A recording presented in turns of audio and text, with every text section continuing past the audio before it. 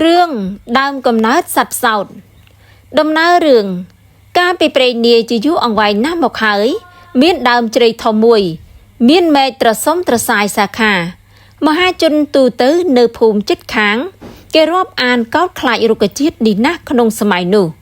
cái vật tôm rụp chấm lạ thò chịp hết pro muối sấy mùi đã ao ông cuối lừa pine thò không tôm nụ cái tay buông xuống bón sòn thoái cờ già bố trí sông dịch cái đầy sộng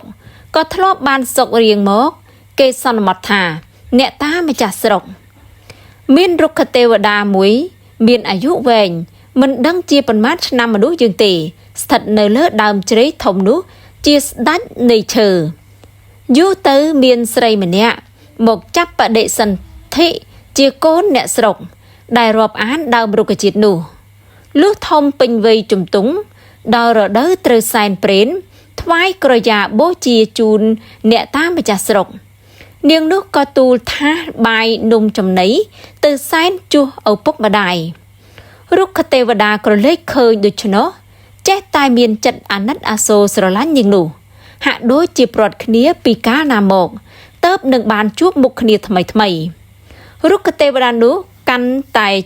vị tạ cả trận án nát niềng khẳng nà tròn bụng bán có hót từ tu xúa pre ấn tam đầm nở pre ấn trung pưng đòi nhìn tấp từ khơi thả niềng nước ca pi chết muốn chia propun rục khát tê đà ni bàn sang pratna chỉ mũi khnia một thả tu bay từ cao chiết ná phúc nà xôm ở chúa ban chỉ đấy propun đằng khnia công khliết cục cục chiết lúc cha riêng khluốn rục khát tê đà nú xong lia tự búa chia tạ bó o chi vứt đòi khluốn pi khnia tử tạ bó một cao chia rục khát tê đà ni propun từ cao trên niềng tê thị đá bay khnia từ ngay mình chuốc chùm niêng propun cho giọt pi tép thị đá một cao chịch tí còn lại đại tép và đa chỉ đầy nử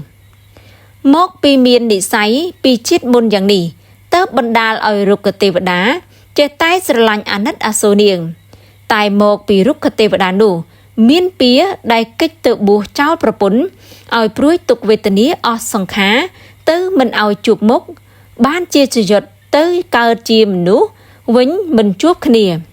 pra ân sầm đành prap rục khát tê đá đối riệp rọp một ní rục khát tê đá ban đằng sọc cột hời còn lia pra ân một vĩnh kịch bị cha na thả ai lỡ nâng từ thoại bằng cung lia pra ân tría thị riết xong cho giọt từ cao chìm nú khơi thả cá mình cùa pro propun từ cao thông pính cờ mồm từ hời sòng khá rồi bao mình đủ clay ná mình đối tê đá tê đá kịch cho kịch lớn mình lúc thliấy trong nà sọ hay đại miến pía đại kích tự bùa chia tạ bó mình áo khơi một lúc tra tại xốn sân khá riêng khuôn rút cái tê đá bùi khăn nà có bà thoi bà thán bà thán prên thả nà hơi cho anh từ prap bà pun ở đằng khuôn anh chịp đầy cú prên từ chấp chiết chia rút cái tê đá niêng ật miền cú prên tiệt tê bà niêng bàn đằng thả khuôn anh chịp đầy niêng mục chỉ lén dọc đầy ở mũi chiết nì hơi kích sạch bê rìa trầy ngát có nì bật khuôn thơ chỉ bột thlan chô tứ ao bật niêng phải nhạ làng bầm rác bùm ruột bột thlan đi giấy luôn lồm sóc cục mình chưa thả bờ bật đấy chia rút cái tê vật đá hai bật đạch có một chỉ bột thlan đôi chân này vinh rút cái tê vật đá chỉ bật đấy thả bà niêng mình chưa bòn bón đăng prai rúp ở niêng mờ rút cái tê vật đá có pla rúp chia tê vật đá vĩnh phim niêng cờ lệ khơi có sờ lánh bình chật chưa chết thạp đầy khuôn chia tê vật đá mền pro rốt mà đủ ná nâng oi lọ đối bụng bàn rút cái tê vật đá đi dây prap niêng thả khuôn bón bờ mình nị mận khuôn chia sát bài nị tế mình ách một nơi chất niêng bàn lời trơi tay nị mật rúp chia sạch đép đá tợp nơi chỉ muối niêng bàn nị dây rồi có nị mật khuôn chỉ buốt thlan vinh buốt thlan nị con tay nơi chỉ muối niêng phần nọ tề phần tái mình đái rùm sòng vá chỉ muối nâng niêng nú lời hời ham propun thả công nị dây prap mái ở bong ốn nâng đẹ sọc ỏi thá chia tê vật đà ỏi thá tại buốt thlan ពេលថ្ងៃបងមិននៅជាមួយនាងទេបងមកលេងតែយប់សំផ្លាស់រូបជាទេវតាឲ្យឃើញម្ដងចិត្តភ្លឺហើយលឺមាត់និយាយគ្នាឪពុកម្ដាយចូលទៅមើលឃើញពស់ថ្លាន់ពេនត្រេលពេញល្វែងផ្ទះក៏ភ្ញាក់ច្រឡោតស្រែករុក្ខទេវតាភៀសខ្លួនបាត់ទៅឪពុកម្ដាយហៅកូនស្រីមកសួរកូននិយាយសារសាប់ប្រាប់រឿងពីដើមដល់ចប់ឪពុកតប្រាជ្ញមិនដឹងធ្វើម្ដេចក៏ដកដង្ហើមធំសួរកូនថាឥឡូវពស់ថ្លាន់ទេវតានោះទៅណាបាត់ហើយកូនប្រាប់ថាពេលថ្ងៃមិនមកទេយប់ទៅមកនាងប្រាប់ឪពុកម្ដាយថាទេវតាជាប្តីហាមមិនឲ្យប្រាប់គេថាទេវតាទេឲ្យថាតែពស់ថ្លាន់បានហើយលុះពេលរាត្រីស្ងាត់រុក្ខទេវតាក៏មកដល់ប្រពន្ធនិមិត្តរូបជាទេវតាឲ្យនាងមើលតាមសេចក្តីសន្យានាងក៏អុជភ្លើងភ្លឺឡើងស្ទុះទៅឲ្យប្តីដោយសេចក្តីមេត្រីស្នេហាឮមាត់និយាយគ្នាឪពុកម្ដាយចូលទៅលបមើលឃើញទេវតាល្អណាស់ក៏ស្រឡាញ់ពេញចិត្តនឹងរុក្ខទេវតានោះក្រៃលែងរុក្ខទេវតាដឹងថាឪពុកម្ដាយលបមើលផ្លាស់រូបទៅជាពស់ថ្លាន់វិញភ្លាមឃើញធំត្រេលពេញបន្ទប់ផ្ទះទៀបភ្លឺរុក្ខទេវតាប្រាប់ប្រពន្ធឲ្យនាំឪពុកម្ដាយទៅជីកយកកំណប់ក្នុងដំបូកមួយមានមាសប្រាក់ពេជ្រកែវកងតុថាសចានជញ្ជូនមកដាក់ពេញផ្ទះឡើងទៅជាអ្នកមានធំយូរទៅដឹងជ្រួតជ្រាបដល់អ្នកស្រុកមកមើលឈូឆរពិតជាពស់ថ្លាន់ពេនត្រេលនៅជាមួយនឹងនាងនិយាយពីបរោះប្តីប្រពន្ធមានកូនក្រមុំមួយនៅភូមិផ្សេងពីនាងមានប្តីពស់ថ្លាន់ទេវតានោះចេះតែរំភើបក្នុងចិត្តនាំប្តីប្រពន្ធសរសើរថាវាសនាអ្វីគេក៏ល្អម្លេះពីដើមជាអ្នកក្រដូចគេឯងសោះឥឡូវមានផ្ទះធំខ្វាត់ខ្វែងត្រឈឹងត្រឈៃមានគោក្របីដំរីសេះខ្ញុំកំដរប្រើកក្រឹកកក្រែងល្បីឈ្មោះថាចៅសួស្ដីសេដ្ឋីនេះមកពីកូនគេមានប្តីពស់ថ្លាន់ឲ្យកំណប់ប្រេងបុរសនោះតូចចិត្តនឹងខ្លួនឯងណាស់ចេះតែដកដង្ហើមធំចេះតែទន្ទិញទាំងយប់ទាំងថ្ងៃប្រពន្ធឃើញប្តីកើតទុកដូច្នេះក៏និយាយប្រាប់ប្តីថាខ្ញុំបានឮចាស់ទុំនិយាយរៀងមកថាសត្វពស់ថ្លាន់មិនដូចពស់ទាំងពួងទេតែមានដំបូកធំក្នុងព្រៃហើយច្រើនមានពស់ថ្លាន់នៅពាត់ពេលនៅទីនោះ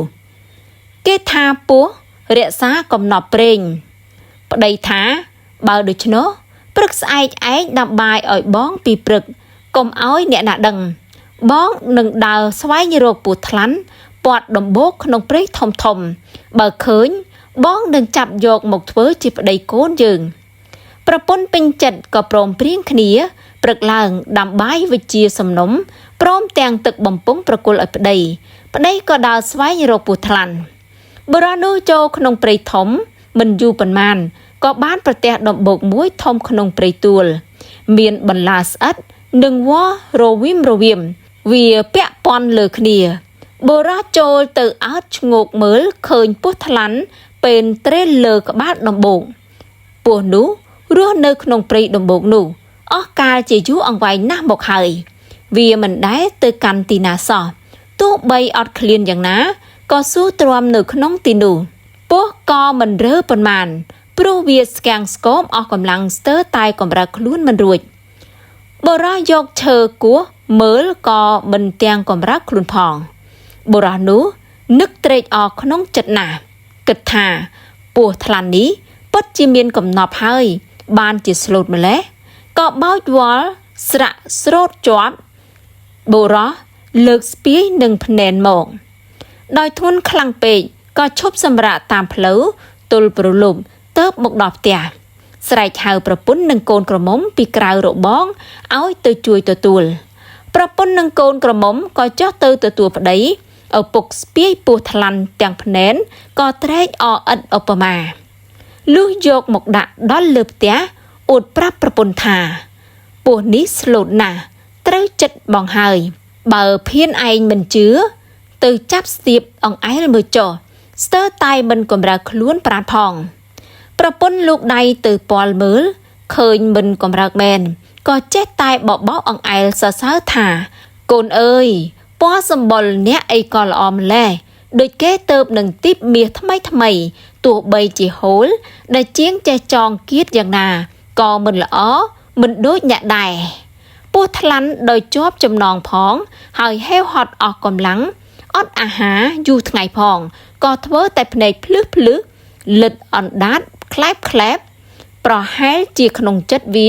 ដែលឃ្លានប្រុងតែលេបមនុស្សប្តីតាំងបង្គាប់ប្រពន្ធនិងកូនក្រមុំឲ្យវាយមាន់ស្លដណ្ដាំបាយឲ្យឆាប់និងរៀបសែនព្រេនប្តឹងជីដូនជីតារៀបសំគុំឲ្យកូនយកប្តីពោះថ្លាន់ប្តីរត់ទៅទិញស្រាបានមកប្រពន្ធដាំបាយស្លឆ្អិនដួសដាក់តុថាហៅបងប្អូនជិតខាងឲ្យមកជួយសែនព្រេនបង្គាប់កូនក្រមុំឲ្យរៀបចំដំណេកបង្គាប់អ្នកស្រុកជិតខាងដែលមានបញ្ញាវាងវៃគេលាន់មាត់នឹងបុរសនោះថាឈួតថាព្រើលគ្រប់គ្នាអ្នកខ្លះក៏រកពុទ្ធោអ្នកដែលត្រូវស្រាឲ្យតែគេហៅឲ្យចូលទៅជួយសែននឹងបានស៊ីផឹកសប្បាយលុះទៅជួបជុំគ្នាលើកពោះថ្លាន់ដាក់លើកម្រាលសម្ពុតសស្រាយចំណងឲ្យកូនក្រមុំទៅអង្គុយទន្ទឹមពោះនោះក៏នៅស្ងៀមដោយគ្នាអត់អាហារមកយូរថ្ងៃហើយបុរសបង្គាប់ឲ្យគេលើកបាយសម្លទៅដាក់អុជទៀនធូបសំបងសង្រួមប្តឹងជីដូនជីតាច្រូចស្រា3ដងរួចសែនចាប់សំណែននំចំណីបាយសម្លគ្រប់មុខដាក់ច្រឡូកចូលគ្នាមួយចានយកទៅចាក់នៅមុខផ្ទះហៅពួកអង្រឹងជើងស្នែងឲ្យស៊ីព្រោះជីដូនជីតាពិសារួចហើយលើកតុថាចេញមកក្រៅពន្លត់ភ្លើងទុកកូនក្រមុំឲ្យនៅជាមួយពោះថ្លាន់ក្នុងបន្ទប់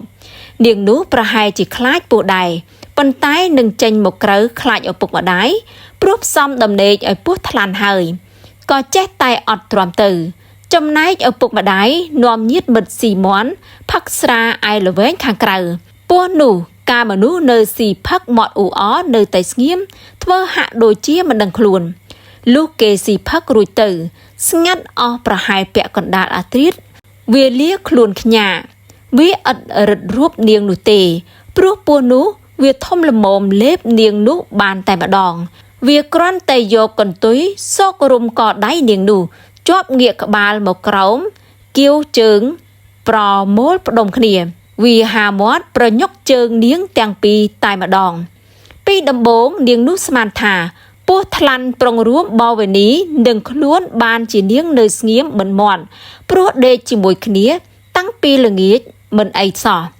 បែបជាទុកចិត្តពោះបន្តិចទៅហើយលុះវាលេបស្រើតដល់ក្បាលជង្គង់នាងនឹកសង្ស័យថាពោះថ្លាន់ច្បាស់ជាលៀបអញមិនខានឡើយគិតនឹងក្រោកក៏ក្រោកមិនរួចកន្ទុយពោះវារឹតដៃនាងជាប់នាងភ័យណាស់ស្រែកហៅម្ដាយថាពោះថ្លាន់វាលេបហើយម្ដាយឮមាត់កូនស្រែកហៅក៏ស្រែកសន្ធាប់ទៅវិញថាខ្មោចមេចំគួតប្តីប្រឡែងផងបានតែព្រើលឪពុកស្រវឹងស្រាដេកសន្លប់ហៀទឹកមាត់ក៏ខ្លាក់លុះពោះលេបដល់ចង្កេះនាងស្រែកហៅម្ដាយថាម៉ែជួយកូនផងពោះលេបដល់ចង្កេះហើយម្ដាយរឹតតែបញ្ជាពីក្រៅមកស្ដីបន្ទោសថាកូនអីក៏ចង្រៃមិនចេះខ្មាស់គេឯងមិនច្រឡំនឹងអ្នកស្រុកតិចអញចូលទៅវាយក្បាលក្នុងដំណេកបែកឲ្យលើនាងនោះចេះតែស្រែកថាម៉ែអើយជួយកូនផងពោះលេបដល់ចុងដង្ហើមហើយបន្តិចស្រែកថាលេបដល់ក៏ហើយម្ដាយឮកូនស្រែកញយពេកមិនខ្ចីទាំងតផងគិតតែពីស្ងំដេកលុះលេបដល់បបោមាត់ក៏ស្រែកលាឪពុកម្ដាយថាបើឪម៉ែមិនជួយកូនទេកូនសូមលាស្លាប់ហើយម្ដាយស្ដាប់ទៅឮមាត់កូនងល់ក្នុងមាត់ពោះថ្លាន់ដែលវាលេបគ្របបបោមាត់ទៅហើយនោះលុះបាត់ឮមាត់កូនម្ដាយសង្ស័យក៏អុជភ្លើងចូលទៅមើលបាត់កូនឃើញតែពោះធំកំពីងតាំងពីក្រោមរហូតដល់ជិតពាក់កណ្ដាលខ្លួននាងម្ដាយនោះក៏ស្រែកទួញងោងផ្អើលឆោឡោដល់អ្នកស្រុកអ្នកភូមិផ្ទះអ្នកជិតខាងទាំងពាក់កណ្ដាលអាត្រៀនឪពុកភ្ញាក់ឡើងហៅអ្នកស្រុកមកជួបជុំចោមចាប់ពោះថ្លាន់តាក់កចងសន្ធឹង យកកំបិតវះយកកូនមកសន្លប់សូនឈឹងដូចជាស្លាប់តែខ្លួននៅក្តៅប្រឡាក់សិតតែរំអិលពោះពេញទាំងខ្លួនទាំងក្បាលនិងដៃជើងឆ្អាបក៏ខ្វក់នាំគ្នាដងទឹកមកលាងមិនជ្រះដាំទឹកក្តៅយកមកលាងក៏មិនជ្រះលុះគេស្រោចទឹកក្តៅអ៊ុនលាងឲ្យមួយស្របក់នាងក៏ដឹងខ្លួនឡើងវិញមើលឃើញបងប្អូនមាញមាជួបជុំត្រៀបត្រាមើលមកខ្លួនឯងសិតតែរំអិលពោះឆ្អាបក៏គ្រុកក្រោកឡើងកន្ត្រាក់បានផ្តិលទឹកមួយលើក្របទូលក្បាលដើរទៅមាត់សមុទ្រដងទឹកងូតលាងដូចម្ដេចក៏មិនជ្រះរំអិលពោះនោះគិតថាអោខ្លួនអញអើយម្លេះទៅហើយនៅជាមនុស្សក៏ខ្មាស់គេបើស្លាប់ទៅវិញប្រសើរជាងយកផ្តិលទទួលក្បាលដើរទៅត្រង់មាត់ច្រាំងអន្លង់ជ្រៅនឹកប៉ងក្នុងចិត្តថាអញនឹងលោតទឹកសម្រាប់ខ្លួនឯងចោលគិតដូច្នោះហើយក៏លោតប្រងទៅคล้ายខ្លួនទៅកើតជាផ្សោតញីភ្លាមមុជក្នុងទឹកហែលចាប់ត្រីស៊ីប្រងើយឪពុកម្ដាយរត់តាមទៅមើលកូនឯមាត់កំពុងទឹករកពុំឃើញក៏នាំគ្នាយំសោកអាឡោះអាល័យ